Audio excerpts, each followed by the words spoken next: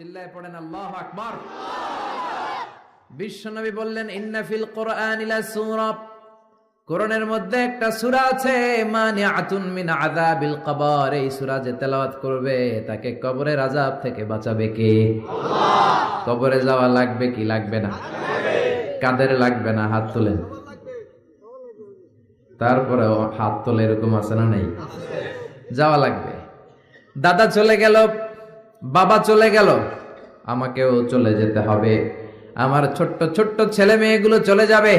আমার বিবির পেটে ছোট্ট সন্তান দুনিয়াতে আসে নাই, ওইটা দুনিয়ায় আসবে। তারপরে যতদিন হায়াত পাওয়ার পাবে তারপরে যাবে, ঠিক কিনা?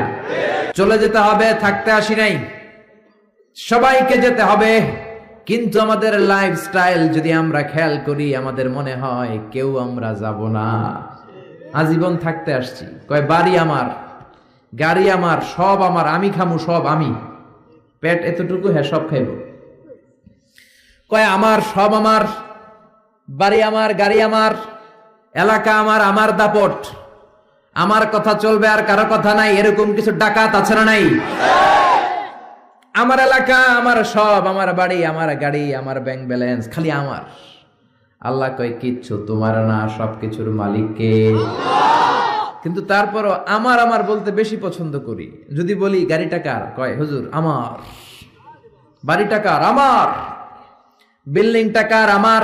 কেমন করে আপনার বাড়ি হয়? আপনার বাবাও যখন এই বাড়িতে থাকতো সেও বলতো আমার, দাদাও কইতো আমার, ঠিক কিনা? আপনি মরে গেলে ছেলে বলবে আমার। একটাই বাড়ি, সবাই কয় আমার। এই জন্য কবরে যেতে হবে, কবরের প্রিপারেশন নিতে হবে। বিশ্বনবী বললেন যারা সূরাতুল মুলক তেলাওয়াত করবে কবরের আযাব থেকে বাঁচাবে কে? আল্লাহ। আবার বিশ্বনবী বললেন শাফাআত লি সাহিবিহা, যে ব্যক্তি এই সূরা তেলাওয়াত করবে তার জন্য এই সূরাটা কিয়ামতের দিন আল্লাহর কাছে সুপারিশ করবে। সুবহানাল্লাহ নাই? আর জোরে সুবহানাল্লাহ। কোরআন সুপারিশ করবে আল্লাহর কাছে। আল্লাহ সুপারিশ ফেলে দিতে পারবে? প্রধানমন্ত্রীর কাছে যদি অর্থমন্ত্রী কোনো সুপারিশ নিয়ে যায়, প্রধানমন্ত্রী ফেলে দিতে পারবে?